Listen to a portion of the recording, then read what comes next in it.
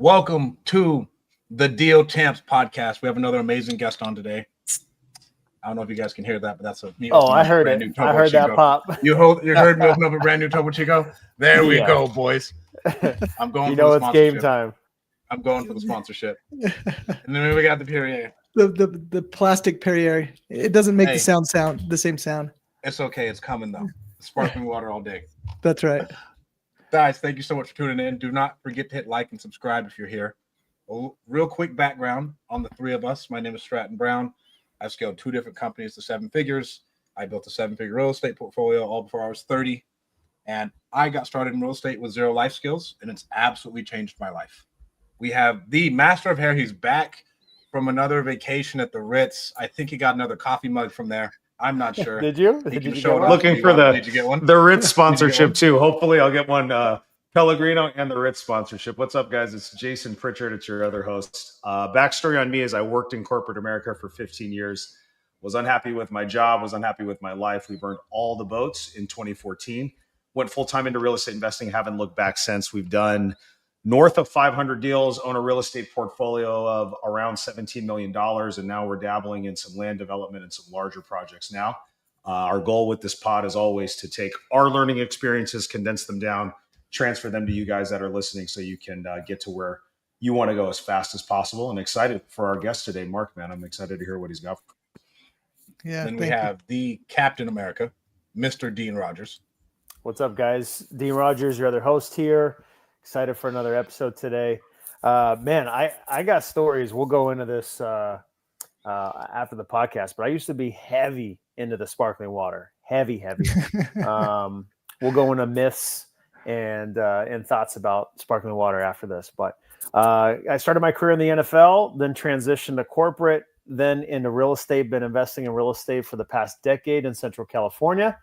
We've done 750 plus deals, 8-figure rental portfolio, and coaching students how to get started with wholesaling. And you guys can always connect with me at deanrogers.com. And then we have Mr. Mark Stubler, the master of operations. I want to share a quick story. A couple years back, I was at a family friend's basketball game, and I just happened to sit there next to Mark, had no idea who he was, and I talked to him for like an hour and a half of this basketball game just about business. It was a good time. Yeah. He was an amazing person, and it just goes to show what type of man he is. So it was like some random Joe Schmo, and I'm just picking his brain about what he's going on after I learned who he was. And so that was awesome. Thank you so much for coming on, Mark. Hey guys, I can already tell. What have I been doing my whole life? Why haven't I been hanging out with you guys more? This is incredible. Just having a good time talking bubbly water and talking real estate. I think those 2 things are the perfect combo. But quick story background for me. I came from selling fencing and decking, and I'm here to argue that is the perfect foundation for getting to acquisitions and real estate. But since then, 10 years in the business, worked with lots of families. And now about 5 years ago, we launched Joe Homebuyer, a franchise model, which a lot of people think, this is craziness. There's only 2 of us that have really done it at this level, and excited to talk about Joe or provide any insights of what I've learned along the way. Why do you think I think Jason has the best sales background because he was selling people a bag of fucking magic beans in college education. Of high ticket, like selling them that. I think it's crazy. Wait. What are the magic beans? Nothing. There's nothing in the magic beans. Jason's just holding old lady to the fucking fire, bro.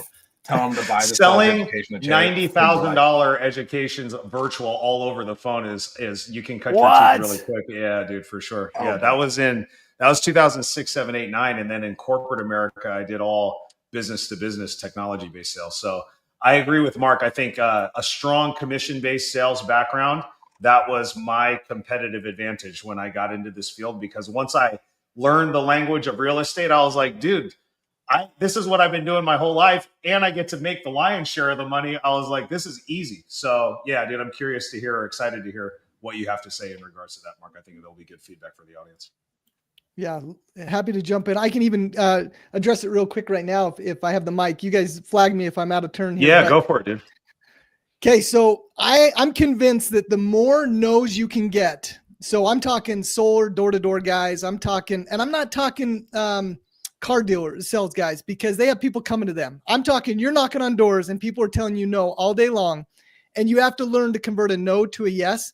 That commission, that aspect is just phenomenal training ground for sitting down, building a solution for sellers, and ultimately agreeing to put a purchase contract together. Mark, can you train that for people to be excited for the no and to convert it, or is that just got to be like a natural thing? That's a great question. I love the question because I would love to actually get your guys' take. I would tell you that it is something you have to get comfortable with. And case in point, I'm totally out of the game talking to in acquisitions. I happened to be on the phone with the seller last week, and I did not. In fact, we had a training this morning with our franchisees, and I shared with them how I dropped the ball, that I did not get the no that I needed to get. I conceded a little early. I left money on the table, and it was because I was out of practice. So it is something that even that I've done for years, and I'm comfortable getting a no, and I understand that that's the framework. Chris Voss of Never Split the Difference suggests that everything, a true negotiation starts with no. Yeah. But I have to tell you, you have to be in the game, you have to be in the practice, and it's a refined getting comfortable with it is maybe the answer I'd give you. Yeah, I'd agree. I think that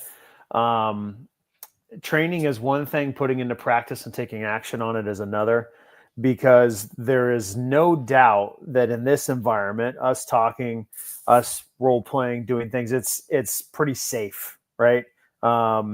Even the responses, difficult or not, is in an isolated kind of comfortable environment.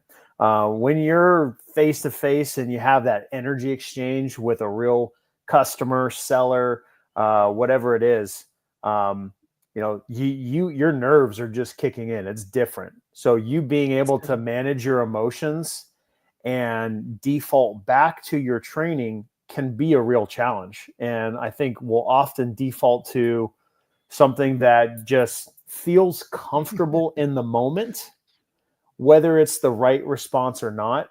And oftentimes what's comfortable is what is either natural for you, right? Whether it's just like a complimentary or a comfortable type of response, or you will default to your training. And naturally you want your training to be how to handle that no and convert it to a yes, right? How to take that objection, know that it's a valid objection, or know that it's actually a soft surface level objection, and right around the corner is the actual yes, or getting closer to the yes. So, I just talked about that today on a coaching call about handling objections. And most of the time that no is what they're just wanting to say so they can gain some control, or they're just not sure. Right. Yeah. I think the biggest thing is your training. Cause I remember when I was knocking doors for solar and I went on a solar appointment, and I hardcore closed this guy because I just thought that's what you're supposed to do. But it was so uncomfortable because we didn't uncover everything else on the front end, right? If you can just do all the work on the front and then you naturally lead to the end to we're like, hey, we're working together. It is way easier than, to use Jason's terms, to put someone to the fucking screws, sign this piece of paper, to where most people don't even get trained on sales, is what I would say. To where Jason had an entire framework, I'm sure, in his head. He can see start to finish of every sales transaction, and he can apply that to whatever he's selling. And that's what it takes, I think, to really, really be good at sales, is you just got to uncover all those things, check all the boxes, and then here we go. Yeah, it's important, dude, because I feel like sales professionals get such a bad rap. I remember that when I was growing up, and you think of them as kind of like sleazy, slimy people, and they're definitely bad actors in our space. But if you can get good, because just going straight into real estate isn't the easiest thing, even if you have the desire and the drive to want to do it. I think lots of people can get into another sales environment where they can learn these skills, earn some income. A lot of that stuff transitions over. I'm curious to hear your feedback, Mark. I know you said if you're on a lot, or you were in my second corporate job where leads were the company was doing marketing and leads were coming to you, right? What's the, in your head, explain the difference to somebody that's maybe young, they want to get into the business, and it's you going door to door, knocking and going for that no. How different of a sales environment is that versus a place where the company's paying for marketing, they're feeding leads, and why does the skill set with the door-to-door stuff pay so well and transition so well into real estate investing? Look, that's such a great question. And I'd love to hear your guys' take, but in my perspective, that when you're out there knocking doors and, you know that in order to, bring in the bacon, you've got to get, you've got to, win this person's heart, right? Versus when I'm on a lot, like a car salesman, hey, the next lead's going to come in. The odds of you treating that lead, and it's just human nature, I would suggest that the odds of you treating that lead with as much urgency is probably, I think it's asking a lot of a salesperson by just human nature to be fed things versus they're having to create and generate everything. The other thing is I would suggest, and there's people that are listening to this, that are saying, no, I'm as hungry as they come. I'm as ambitious as they come. I'll turn over every rock with every lead that comes in. And there's certainly some truth to that. But I just love the effort that goes into knocking doors, the effort that goes into converting no's to yeses, the realizing that it rests on you to refine your skills, get better, and to ultimately put in the necessary action, right? Then Gino Aramani I botched his last name. He's the coach for UConn girls basketball, right? Yep. 12 national championships. When he brings his team on at the beginning of the year, he says, look, I don't train on energy and effort. I just, he's not going to train on, he'll teach them skills and technique and that type of thing. And so all of us we have to put our own energy and effort in. That has to come from within. The skills and the technique and all that can be developed over time through the energy and effort you're putting in. You put up enough shots and you refine that skill, you're going to get better and better type thing. And I think that's what you get when you're pounding on doors, you're pounding the pavement, creating your own leads, doing that. And then I think it translates even better if you're talking getting into real estate when you're having to invest your own efforts, time, and even money into the real estate space through marketing and different efforts. That's why when I've observed franchisees that do the best or acquisition managers that do the best, they're the ones that have actually had door-to-door, not incoming leads. That distinction seems to make a big difference. And it makes you appreciate the inbound leads so much more when you cut your teeth like knocking doors, dude, and you've had to go knock hundreds or thousands of doors to get a yes. And then you invest in some marketing and that phone rings and the sellers actually want to talk to you. You treat it with that sense of urgency and the how important it is. You understand. And that's something we see with newer investors or coaching students, right? Like they throw money at marketing and then the phone rings and then they don't answer the phone or they don't treat it with a priority or that, you know what I'm saying? And it's just, you can't learn that sense of urgency, I think, without having to cut your teeth doing some of that stuff that you're talking about now. So it gives a lot of good context. And I think a big thing, and we talk about this a lot, the prerequisite to open up the door too. If you enter into the game and you don't have that, you'll just get washed out. Everybody thinks they work really hard. They want a pat on the back. Bro, we all work really hard. Everybody's working hard. After this, Jason has calls, Mark has calls, I have calls, Dean has calls. And then you keep going and you still got to manage your family. You got to manage your home. And so hard work, if you don't have that, I personally feel engraved into you, you're going to get washed out in business alone because it's going to be so competitive. Yep. Yeah, well said. One thing that I think helps with the framework, if I can share, and I'm switching gears a little bit, but my mind went here when you guys were talking about, all right, I want to knock it out of the park. I want to figure out how to, be successful at sales, be successful in real estate. I think the thing that I discovered, I used the acronym because the acronym I think helps you retain it. But we teach our franchisees the JHB method. And obviously it's easy. JHB stands for Joe Homebuyer, but we also use it as join, hear, build. And if you think about it, and obviously Jason, Stratton, Dean, you guys all have extensive, real estate, but also sales experience, right? At various levels.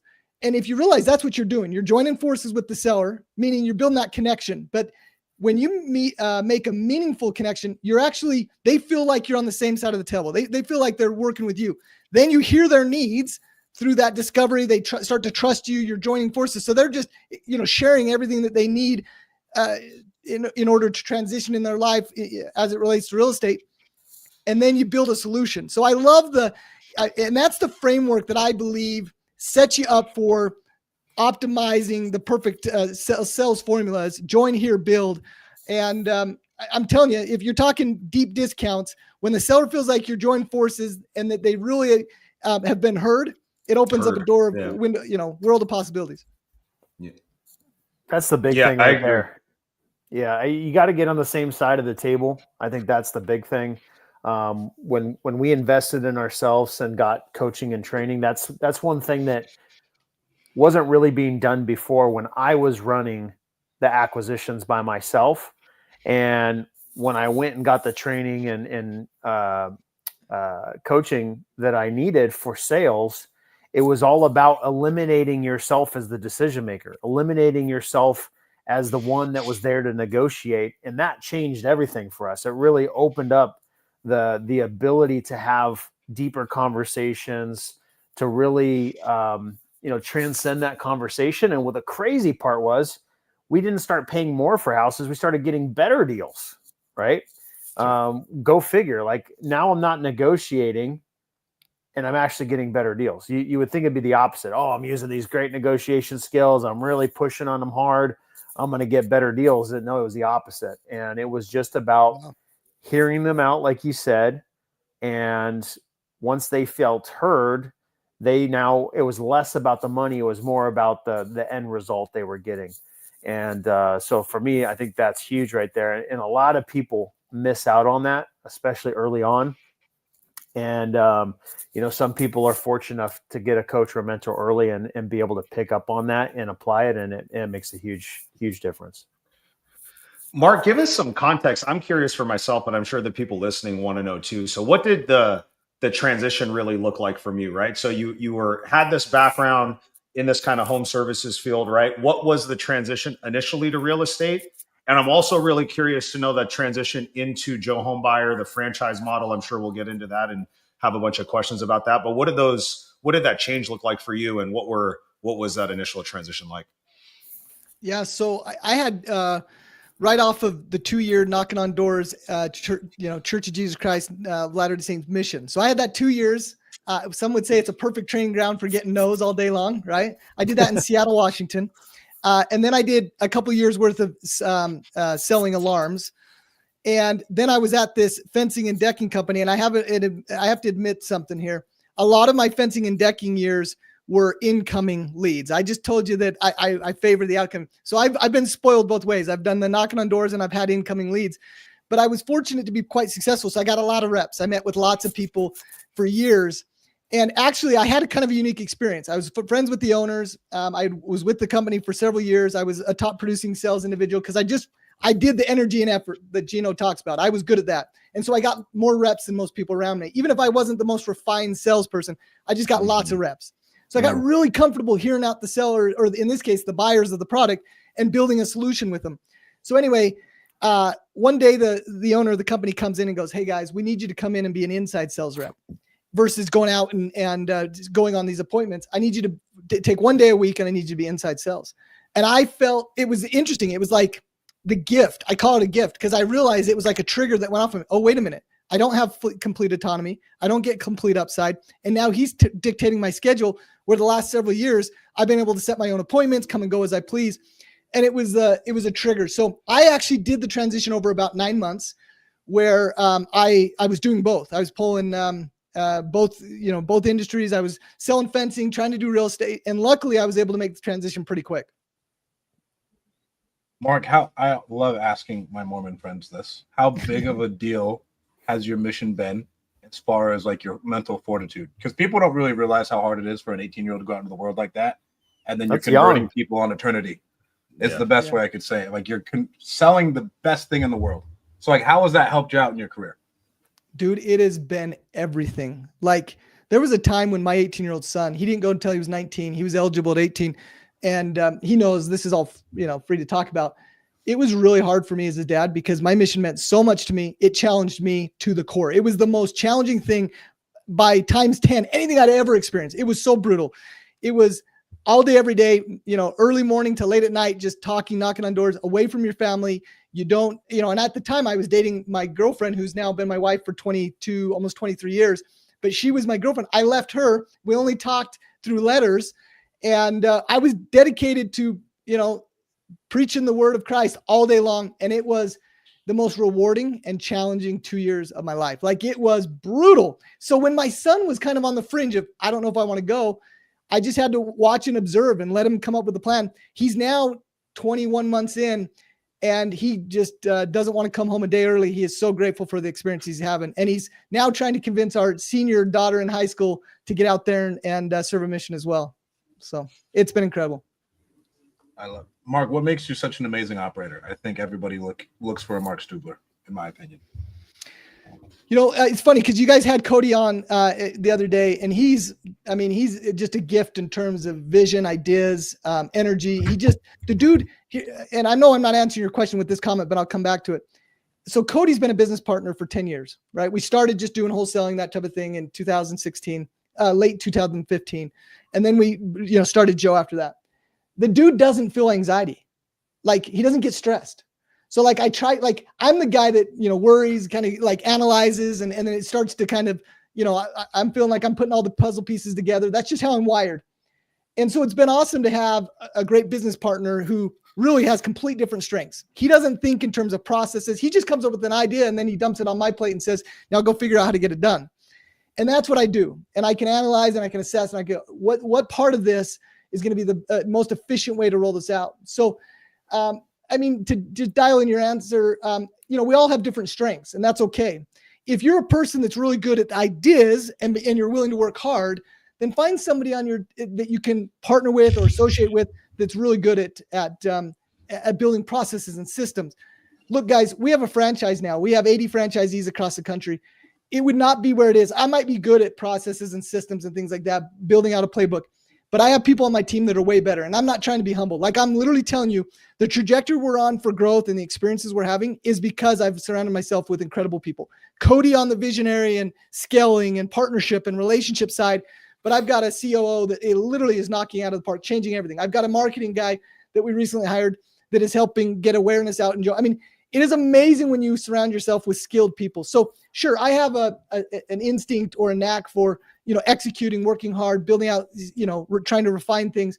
But I'm even better, or I'd say if I have a ninja strength, it's actually putting better people around me. I'm literally sitting in our board meeting 2 weeks ago, and I'm thinking, I'm literally the dumbest person in the room. These guys we do the cognitive test. This is actually true.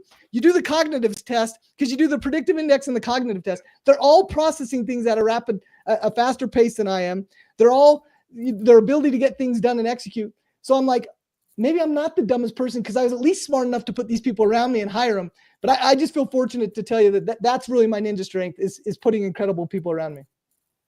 How do you find the best people? This is going to be an answer that everybody's going to say, oh, brother. But you know what it is? It's personal development and individual leadership. Guys, I'm so clear on what I'm doing and I'm passionate about it. I'm principle-based in how I operate. They know I'm going to be honest with them. They know I'm going to be consistent. And they see that I'm a perpetual learner. I'm trying to become a better leader. I'm trying to become somebody that has influence and is doing things the right way. And I've been fortunate to attract people that are attracted to that mission. Other people are super hard charging, super A personality, and they'll run through walls and they attract their own tribe. But fortunately, I've put a lot of emphasis on personal development into leadership. And I've been able to attract people that buy into that vision and it complements their core values. And it's been a harmonious, connection of sorts. Do you run one-on-ones with all of your upper level just people? Direct reports? Yeah. So my COO, we meet once a month. Cody and I obviously strategize a minimum of once a week for 90 minutes. But that's that's more of just a collaboration strategy. And then I have my direct reports because I'm still in charge of franchise development, selling franchises. So I meet with each of them, but then my COO meets with everybody else on the support side and technology side, everything that way.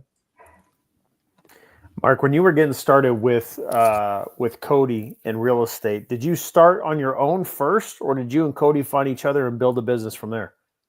Yeah, we were both about a few months on our own, and we were friends because he worked at the fence company for a year, and we stayed in touch. He went and did an insurance brokerage for about 5 years. We stayed in touch. He got into real estate. I saw the buzz behind what he was doing. We went to lunch. I started doing it as well on my own. And then a few months later, we said, hey, why don't we team up? 1 + 1 could equal more than 2. And it has. I love that. So when you guys got started, were you just like purely operations, Cody was out there maybe doing acquisitions and sales. You were doing the marketing and building out the systems, or what kind of hats have you worn? Because obviously when you're getting started, you're wearing a lot. What kind of hats did you wear? How did you guys kind of separate out your roles? So interestingly enough, Cody did acquisitions with me, but pretty quickly in, maybe 6 months in, I ended up doing the majority of acquisitions and was really kind of the COO of the business. Cody was doing primarily dispo, high-level relationships, things like that. And then Cody was really the visionary for, although he didn't execute on the marketing, he was the visionary for the marketing, meaning he would find out what people are doing and then bring it back and we'd execute. And that was really helpful for me, where I'm a little more on the analytical side. I can be a little bit more reluctant, to make decisions as quick as he does. That was the yin and yang for him to just say, no, we're trying this, let's do it. But I did the acquisitions, the majority actually, after a while. Mark, how have you and Cody, how have you guys stayed partners for so long? I think this is one thing everybody underestimates in business, is that you're married, essentially, and you have to be in it together, and business partnerships are still hard. So how have you and Cody made it this long and built so much together? Well, and we have different things, and we have not always seen eye to eye, guys. And Cody would be fine with me saying this today. We have hard conversations. We actually had a hard conversation today because there's different directions, not related to Joe Homebuyer, but we've got different side projects and things that we're working on. Because you have money, you have time, you have resources, you have connections, and different things pop up. And, how are we going to do this? And how, who's going to be in charge of what, who's going to own what portion of what? And the answer to all that, Strat, is it is hard. And so you have to be partnered with somebody that's equally invested in becoming their best. And I know that to be true of Cody, and I hope it to be true of me, in the sense that Cody's committed to being a good dude and principally based. And so I have that as a partner, right? So I don't have to worry about him, not telling me the truth or doing things behind my back or something like that. And so we have that high level of trust. And then it's literally the hard conversations. It's like the conversations that you dread. It's the conversations you're like, okay, I hope this doesn't offend him when I say, hey, this is what I think your value is. It's the brutally honest conversations, like a marriage. One of the things that I don't necessarily have this problem, but I know with other people, they either prolong or procrastinate to have those difficult conversations. Yeah. What's your framework, Mark? Like when we've got to talk about something and it's going to make either the other person or both of us uncomfortable, are you just I rip the Band-Aid off and just jump right into it? Do you let it go for a little while to see if it works itself out and then come back to it? What's your process for approaching those type of things, and how do you handle that? Yeah, I really like the rip the Band-Aid off approach, but I've been guilty of the really ruminating, starting to assume what he's going to say, getting frustrated, trying to bury something, and then all to find out that when we finally talked about it, I was totally wrong in his assessment. He's actually was way more generous and could identify with my perspective than I ever imagined, type thing. And so it was by condition, by mistake, that I've learned that you've just got to have the conversation. And even if you don't have it all well thought out, everything, you've got to just be transparent and open. And then if you don't get to the finish line on round one, you just visit it again as soon as possible. But yeah, dude, I'm guilty of, in the early days, of just burying things and frustrations and they just ruminate. Problems don't age well, right? That's a great phrase. Problems do not age well. and it's natural. I'm that way too. I think most of us, nobody likes conflict. So I think it makes sense to want to just see if it sorts itself out, but it reaches a point sometimes where it just lingers and it starts to ripple out and kind of poison everything else that is in and around the business, including your personal life. So I'm very much if I feel a certain type of way and I constantly have that feeling and it doesn't go away and it lingers, I just like to approach it and do that. So what was the transition like? How long did you guys wholesale together, and what was that time frame like? And then when did you start seeing the light for what Joe Homebuyer is now, right? And what did that conversation look like? And why did you feel like there was a need for that, for you guys to bring that model to the marketplace? So kind of interesting scenario. We were doing business about 3 years, and we realized, hey, we've got a pretty good thing going. So we came into the Salt Lake City, Utah market, and we did pretty well pretty quick. And so we started getting questions from people around us. How are you guys getting your foothold so strong, so quick in a competitive market? So we started thinking, all right, how could we, if we can do this here, how can we do it in other markets type thing? So we ended up trying to get into Indianapolis because one of our Utah, Andy McFarland, who's a friend now, at the time he was just a competitor. And it was like, well, if he's in Utah and Indianapolis and New Mexico, why can't we do the same thing? So let's go into Indianapolis. And it was a failure going into Indianapolis because it was a distraction on Utah. We weren't ready to expand. And, that was actually, I should tell you the whole scoop there. That was after month like 13. So we're literally a little over a year in and we're like, oh yeah, we're ready to expand. We figured out the world, and it ended up being a distraction. So anyway, fast forward a couple of years after that, we realized what's the right way to go about this? And we had a mutual business partner through EO, Entrepreneurs Organization, that we had met. They had successfully navigated several brands in the franchising world. And so we went out to lunch and we said, hey, is this something we could franchise? We know that there's HomeVestors out there. They have their product out there. But we think we can do it better. We think we have some major advantages. So their model is they control the marketing and they really kind of restrict everything. We give complete autonomy to our franchisees. We give them all the framework, the connections, the discounts, all the resources they need to help build out the blueprint. But we don't limit their ability to be loud on social media and all these different things. And I highlight that to say we identified some things that really helped keep the cost of a lead down, and that made all the difference for our franchisees and their ability to be profitable and successful and to really spread the word of Joe. But we like the model of franchising for this reason. We don't succeed as the franchisor unless our franchisees are succeeding.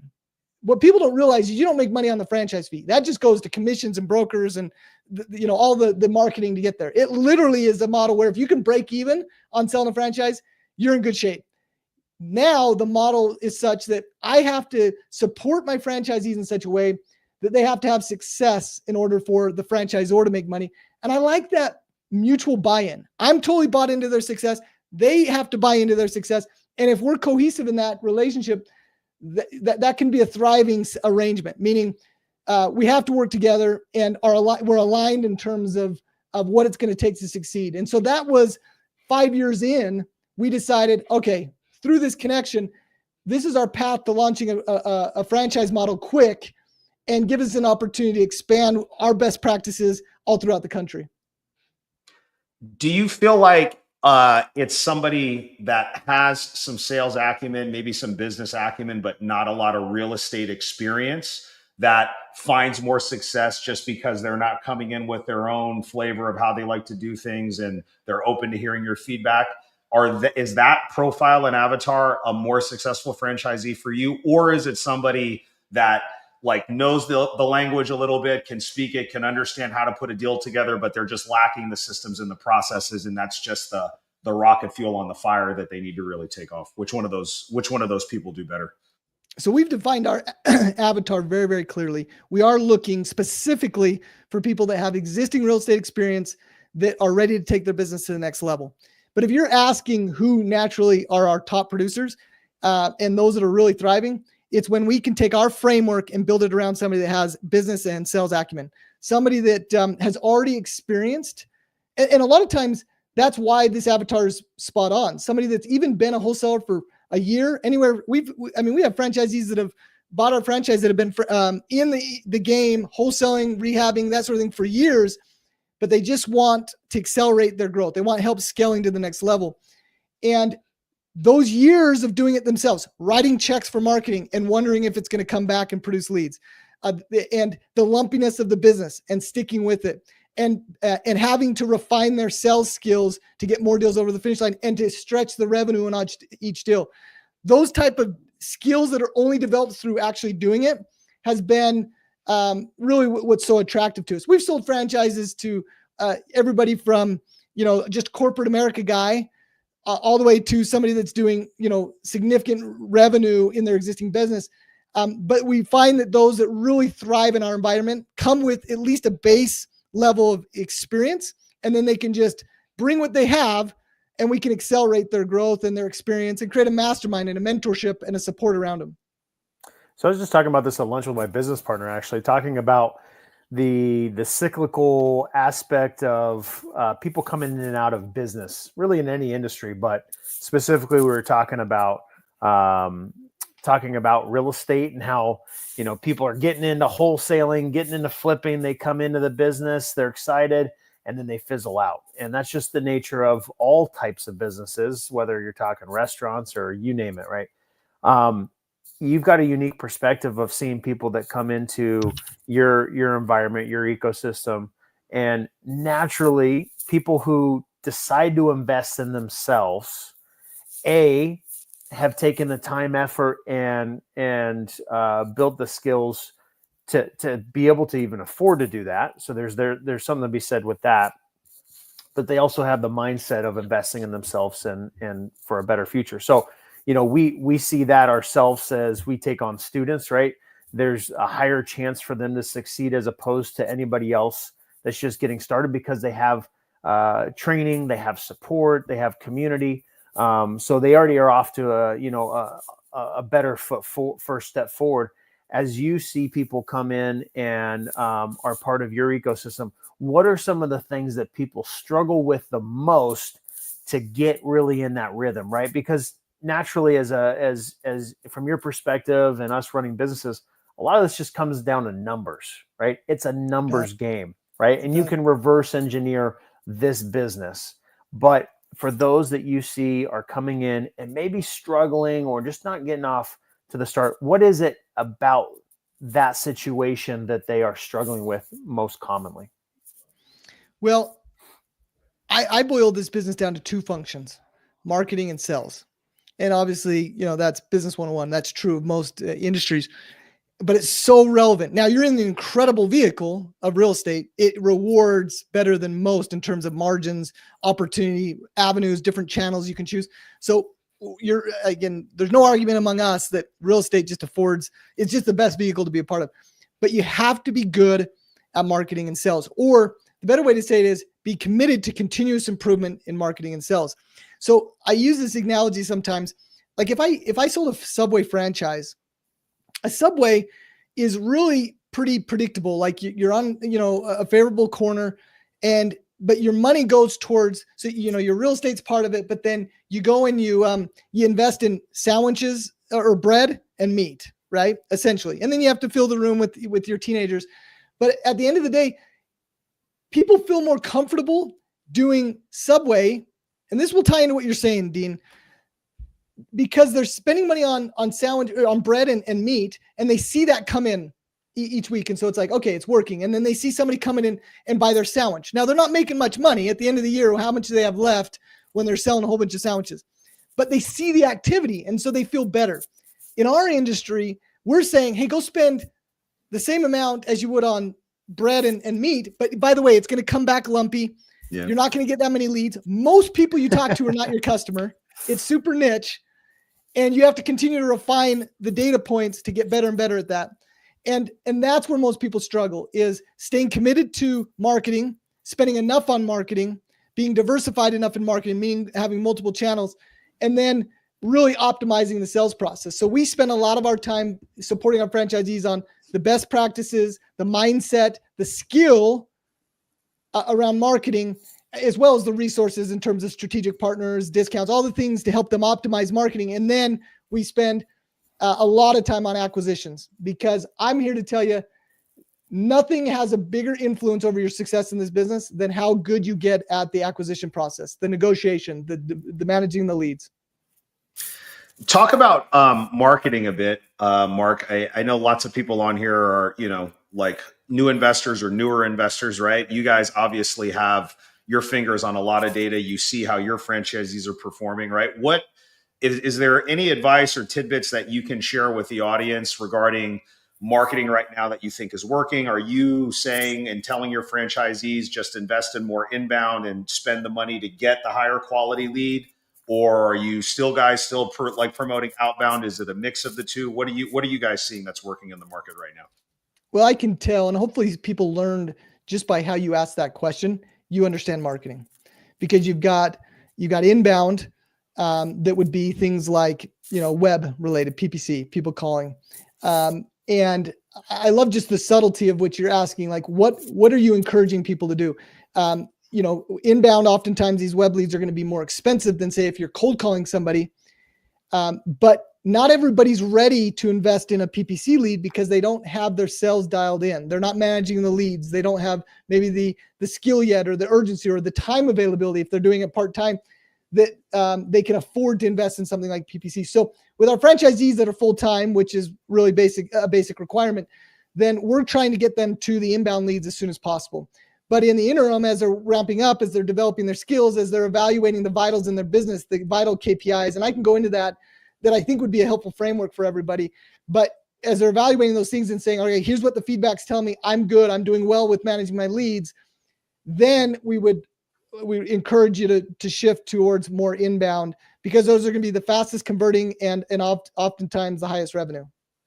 What are those KPIs, like surface level ones, right? I know we can get in the weeds with some of this stuff, but is there, for somebody that is maybe ready to make that transition, right?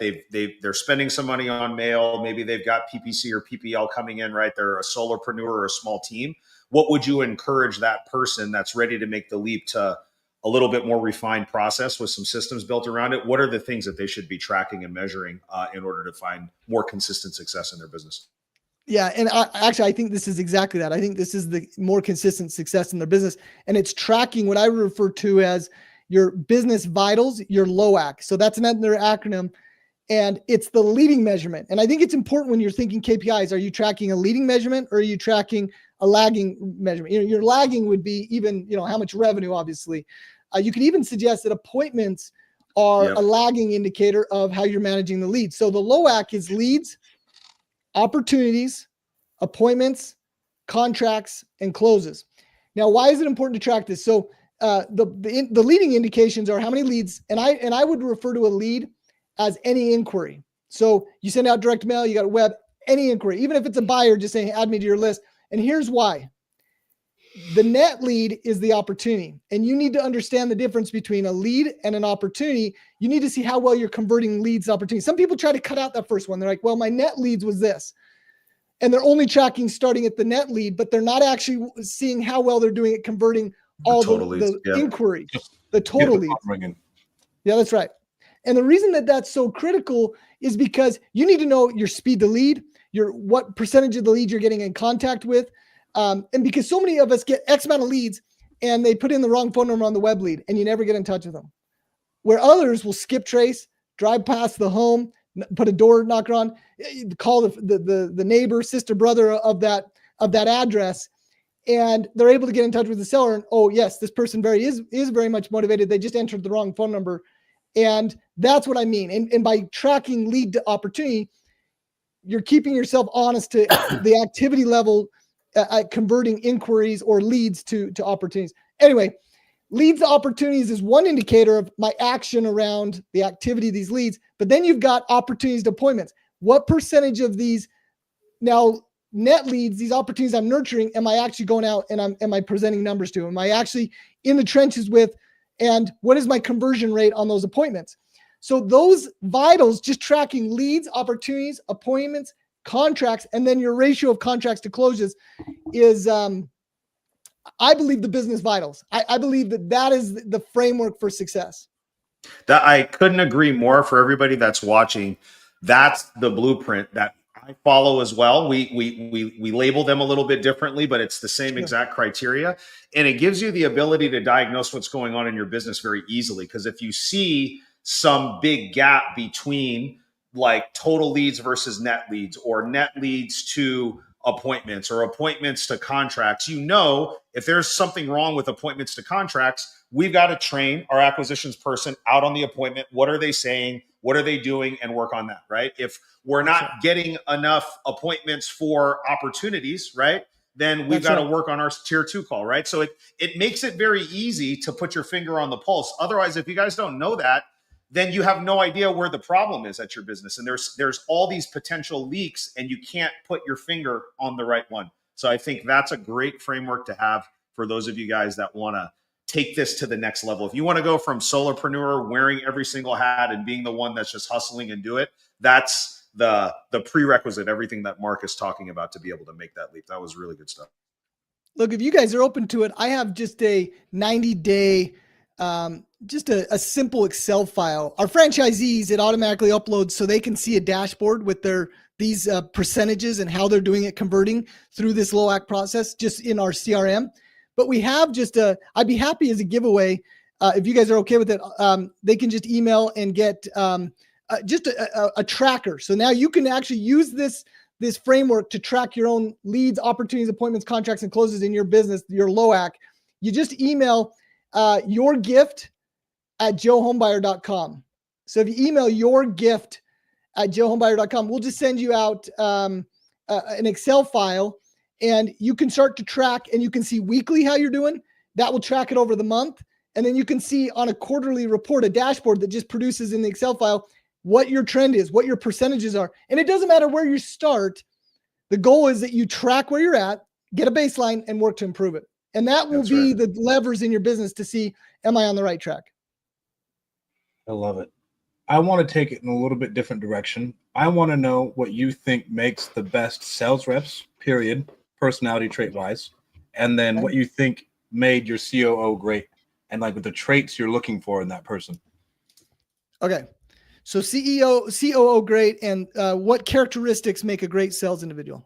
Yeah, I mean, I think you have more data than anybody else at this point. If you have 80 franchises, you have more data than anybody I know about, hey, on our hiring process, this is exactly what we're looking for. I don't know if it's like PI, if you're like, hey, we only really want Mavericks and captains, but really if it's a Maverick, what is that?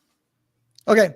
So actually where you went PI, I'll go there. So Mavericks, captains, ventures, it has to have an A to the right. And by the way, if you're not using a people analyzer tool like Predictive Index or DISC or something, you're missing the mark, because you really need somebody that thrives by exerting, that enjoys exerting influence. They get energy from exerting influence. The problem is so many people hire. So I'll give you the opposing side of this. So many of us hire collaborators because they're great with people and they make you feel warm and fuzzy. But guess what? They're not killer closers, and they actually don't get energy from exerting influence. They like to collaborate. And I just got done saying earlier in our call here that, it's great to build a solution together. But at the end of the day, guess who's asking for the business? The closer's asking to get this deal done based off the plan that they've helped present to the seller. So you have to have somebody that has an A to the right in the predictive index, and that's those profiles. It sometimes includes somebody like a strategist or an analyzer, but the fear is now their D is to the right as well, and they are less, they're a little more analytical, and sometimes that stymies their ability to make decisions. They can't see, this property's going through probate, and so instead of navigating that, they're like, well, I guess I have to wait until it's done with probate. They can't see, navigating through the challenges. So those are the three best ones: Maverick, Captain, Venture, and some of the others that have an A to the right. If the A's to the left, I would tell you almost universally, like 99.9%, it just won't work. The one exception, because some of you are listening to this, you've done your own predictive index, and you're like, well, no, I'm doing good, and I'm a collaborator. If you're the business owner, that's a whole different role, because guess what? You're in survival. You're in growth. You're invested into every lead, every success. And so you have to exert influence. It may even drain you a little bit. So don't misunderstand. There's people of all different predictive index profiles that succeed. But if you're hiring this position who's not an owner, they need to have a high A. And the other characteristics is I want transactional sales experience. I want them to have received lots of no's to convert to yes. They have to have as much of that as possible. The speed to pick this up is so good. I actually prefer if they haven't been an acquisition manager before. I want to brainwash them my way. I want them young. I don't like old dogs because I don't want to have to try to convince them they need to learn new tricks. I want people, by the way, I know I can't really perfectly profile like this. So put the disclaimer out there. I will hire an old dog, but I'm going to be a little more reluctant because I want somebody that has not, that's made maybe six figures, but they've never made high six figures. They're just ready for the next step in the business. Where if you've got a guy that's casually making 150,000. Oh, here's the other one. I really like the B2C, business to consumer type sales experience versus B2B. It's much different, bro. It's a much different sale, in my opinion. If you can go B2C high ticket, That is a lot different than B2B high ticket. It's a faster sales cycle too that they could get used to. What are you Well said. guys telling your franchisees, Mark, or advice that you're giving them in regards to finding the people, right? So I think lots of people are on here. They are that solopreneur. They're making 300, 400, 500 grand just as them in a VA, or they're just hustling really hard. That first hire for acquisitions is a key one, right? Are you guys like, where are you seeing your franchisees find success? Is it friends and family? Is it posting on social media? Is it Indeed? Like, where do you go look if you're ready to make that leap? And where are your franchisees finding success hiring solid acquisitions people? So a lot of them have found success through their network, through social media, through who do you know that knows somebody. And it's one person removed or whatever. That seems to be one of the strongest ways to make this connection. Somebody that's coming as a warm referral. The other success model has been they start as a lead manager and they work their way up to, maybe they start, you hire somebody for either dispo or lead management that has a high A that likes to exert influence, and they progressively work into that position. We've got a guy right now in our office that really two that are that way that just come in, one for dispo, one for lead management, that both have the A to the right. They like to exert influence. That's what gives them energy. They like the sales, but they've never been really in fully done transactional sales yet. So it's a nurturing process versus turning over these hot leads to them, because you can't afford to turn over hot leads to somebody that is not ready to transact at a high level. So I don't know if I really went deep into that, but it's everything, man. It's raising them up in the company. It's the social media. We have not had a lot of success for this particular position. Almost every other position we've been able to hire through VA services, international people, as well as Indeed has been helpful for admins and that sort of thing. But when it comes to acquisition managers, it's almost entirely bringing them up or network. I definitely think there's talent available. Look at the market that we're in right now. There's lots of people I feel like that are struggling, that maybe have found success in a market that was a little bit more friendly, where people could make some more money, and then they didn't realize all of the pressure that's involved with being the person that writes the check for the business at the end of every month. And then they realize they didn't like that pressure, especially when we're in a market that's going like this, but they have skills. And so I've had lots of success tapping into my network. We're very active on social with all the events and stuff that all of us do collectively. We're so out there in front of the community. I think that's definitely been our number one source too. So I think that's great advice. That's awesome. So Mark, I was going to ask, cause it's funny when it comes to hiring, each time I've looked to hire a new team member, I have gone the traditional route of Indeed and other different job recruiting websites. I've gone through the efforts to do that, but every single hire has actually come through my network. I've gone and I've posted on social media at the same time, and the actual leads came from there. Yeah. I might have gotten applications and sorted through people, and it just wasn't getting the type of candidates I was looking for. But sure enough, everything came from the network. So how are you evaluating A players? Okay, because this is something that has been a theme this year for my business partner and I, is A players only. And that means either the current team members need to elevate and become A players, or someone else got to come in and fill that is an A player. How do you guys take account of that? How do you either make sure you have the right training and determine, hey, we've provided enough training and it just hasn't got there yet? What type of time frame do we give them to kind of analyze that? What does that look like to you as a business owner and operator? Yeah, I've got a couple of things I think will be helpful. And I will tell you, you put it on Indeed anyway, because it will give you contrast. You can interview more people. And who knows, that can open up the door to additional people that you might actually leverage in your business, or a lead manager that you could trust over time that could develop into that position. I just wouldn't turn them. Anyway, I'm just reluctant and have not yet successfully found somebody from Indeed that I put immediately into acquisitions. But what is the framework we do to find A players? That was the question. So the first thing is we do multiple interviews, meaning we'll do just an initial interview with like an admin. Then, somebody else on the leadership team will interview them. And eventually they'll get in and it'll be an in-person interview. So we filter out a lot based off of, first off, they have to pass the sniff test on the predictive index. So there is, and again, you have to be careful because the predictive index is not right or wrong, good or bad. But for this particular position, I am very specific as to who will thrive in this environment with our industry. So I am looking for the specific profile that I believe will thrive, particularly with the way I run the operation. Hard charging, very sales active and minded. And I think that's prerequisite to be successful in our industry. So it's multiple interviews. It's setting clear expectations. And then it's actually even bringing them in to shadow for a day or two. Mm-hmm. So you can get to know them a little bit better. We had a guy come in one time to shadow. And by the way, we don't bat 1,000 with everybody we hired, but we do pretty well because now we bring them in to actually shadow, and we have them, even if they have sales experience, they should be able to do cold calling first day and just, get the marbles out of the mouth, talk to people on the phone. So through that experience, we're able to see and kind of test. Well, we had one guy come in one time and, he was 3 hours in and he committed to be there for 5 hours. He's like, hey, I had something come up with my family and I just need to get out of here. And it was perfect because we didn't call him back. He didn't call us back. He just realized, this isn't for me. And it was perfect because we tested it before. We dated it a little bit. So there is an element of dating that does help the process. Yeah, I took that away from Dan Martell, Buy Back Your Time, really testing someone out before. And yes, I've done that now several times, and I'm glad that I learned about that. When it comes to players, yes. From me? Did Dan learn it from me or did I learn it from Dan?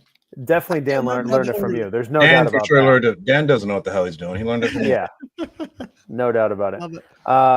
When it comes to your team, holding standards, holding people accountable, are you a fire fast and hire slow kind of guy? I'll say I've had team members for a long time, and I'm not quick to fire, whether that's right, wrong, or indifferent. What's your experience been like in business with that? Have you had lots of turnover? That's the nature of the business. Have you had people on the team forever, and that's just they've been there since day one? What does it look like for you? So in every position other than acquisitions, we have almost no turnover. We have people that have been with us for a long time. And that's really cool because we build a pretty thriving environment. I believe that people are scaling and growing with us. I mean, one of our first hires is on the corporate side of Joe now and providing a tremendous amount of value. So that's the short answer relative to turnover. But do I fire fast? The one thing I fire fast for is the minute I sense any level of dishonesty. It's a core value breach. So if our core values are humble, heart for others, hunger, and honest, if somebody breaks honest or they don't treat a seller right, and the details come out and they really did breach one of the core values, it's an immediate, hey, and it's not even a we hate you type thing. It's like, hey, this is what you committed to. We just can't tolerate this sort of thing in the business. So that's the fire fast. Outside of that, we work pretty diligently to see the potential of the individual and build a framework around them that can help them thrive. And really we are that humble aspect of the 4 H's of our core values is we need somebody that's teachable. So the other one, again, it would be a core value breach, but anytime somebody stops learning or is showing that they're committed to perpetual growth and development, that's an easy one. And that's, we've ran into people. In fact, have you guys ever used the People Analyzer? It's part of the EOS entrepreneur model. It's the get it, want it, and capable. Right. Assessment. So what you essentially do is you put them through, the deal.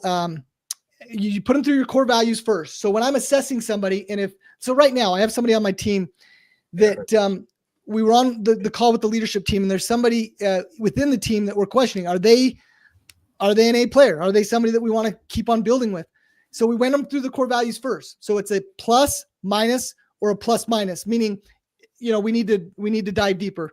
So when we went through this individual, all 4 of us that were on that specific call said, okay, yes, he's a plus in this, a minus on this, a plus on this. Well, if there's any minuses to the core values, okay, that should be a immediate, consideration. Okay, we shouldn't be working with them because there's nobody on our team that's not meeting our core values.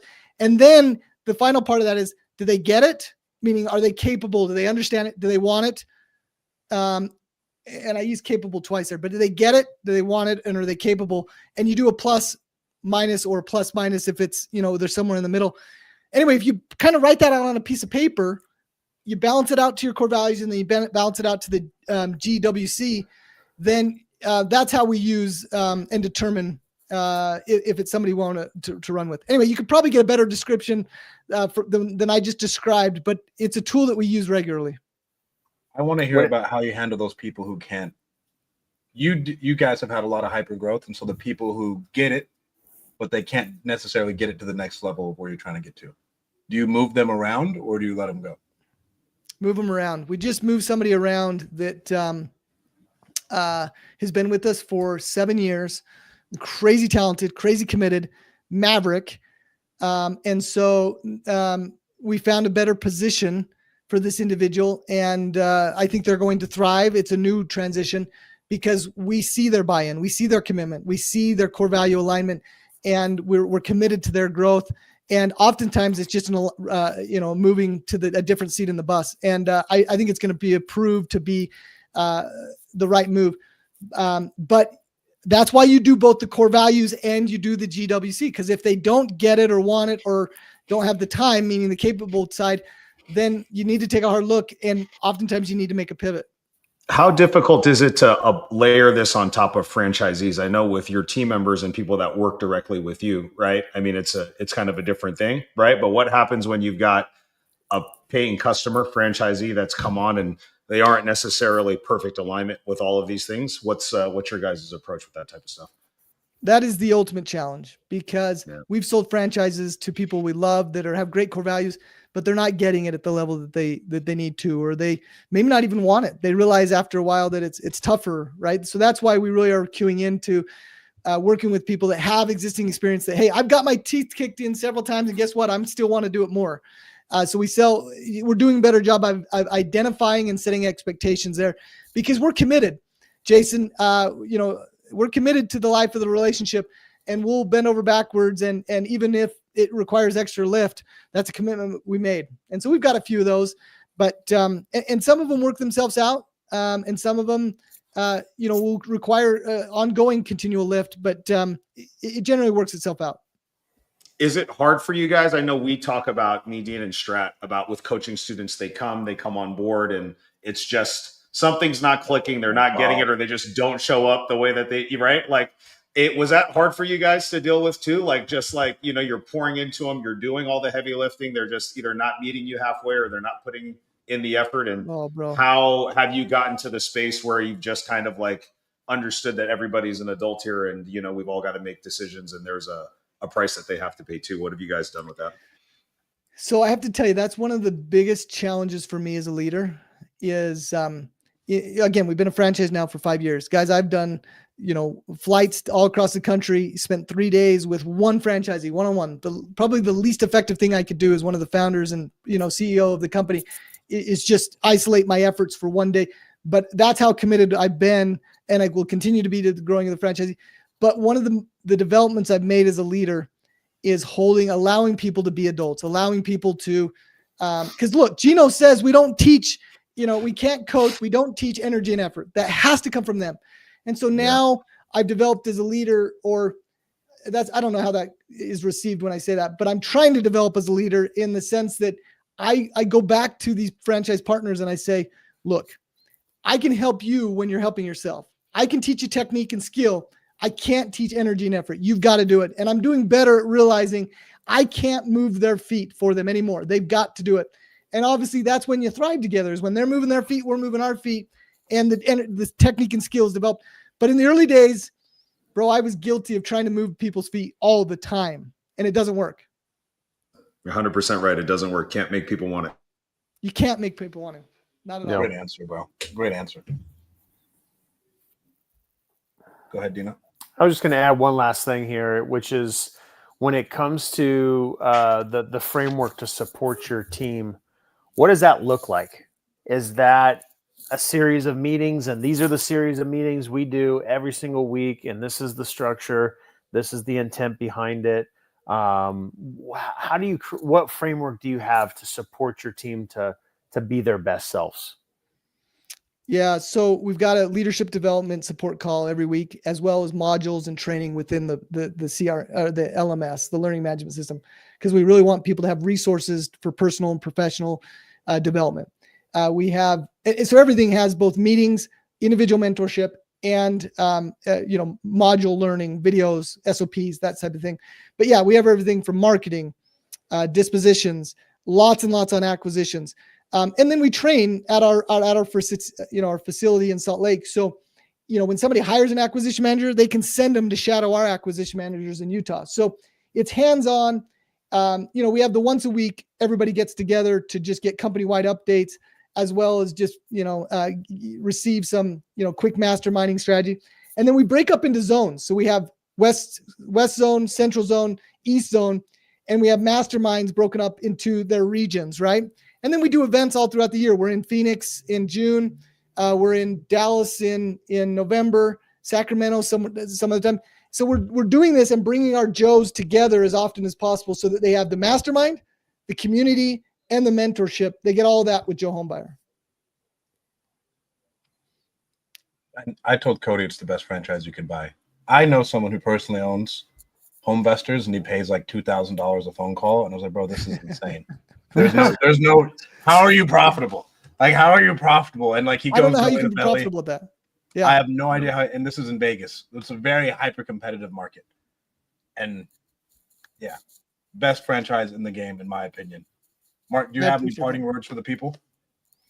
Well, hey, look, if you guys don't know Jason, Strat, and Dean, you obviously are listening to him. You got to hang out with them. I had a great time today. These guys not only are funny and just good to be around, but dude, we accomplished a couple things: real estate talk and best bubbly water. So, no, I'm just grateful to be hanging out with you guys. Hey, I have to give a shout out to Dean. He came to our conference in San Diego and literally just brought such an incredible energy and just nature about just authentic, business development, growth, and leadership. And so thank you, Dean. It was just an honor to have you and just really a go-giver. It was just a really inspirational feeling that you left our group. So I just surely appreciate that. And I'm just grateful to be with you guys today. Thank you. It's my pleasure. It's our pleasure to have you today, man. So thanks for being here. Yeah, thank you. And Mark, where can people find out more about Joe, and where can people find out more about you? Guys, we're all over the place. I'm not the best at social media. That's Cody's job. I don't even have a handle to put up here. At StubFam, and I posted like once in the last year. But so that's Instagram. But JoeHomebuyerFranchising.com. If you want to learn more, there's a misconception that the franchise is going to cost you $1 million. Guys, you can get a franchise for a very reasonable amount. If you're interested in building a framework around having that mentorship and the assistance along the way, we'd love to talk with you. It's a free consultation. We'll talk strategy. But JoeHomebuyerFranchising.com. And if you want that LOAC giveaway, I'm telling you, just email us at yourgift@joehomebuyer.com. And literally, there's no strings attached. Sure, now we have your email, so you'll hear from us occasionally. But I'm telling you, that LOAC, if you track your vitals that way, it will have an impact on your business. Love it. Thank you so much for coming on, Mark. Guys, thank you so much. Appreciate it, Mark. Don't forget to hit like and subscribe. Peace.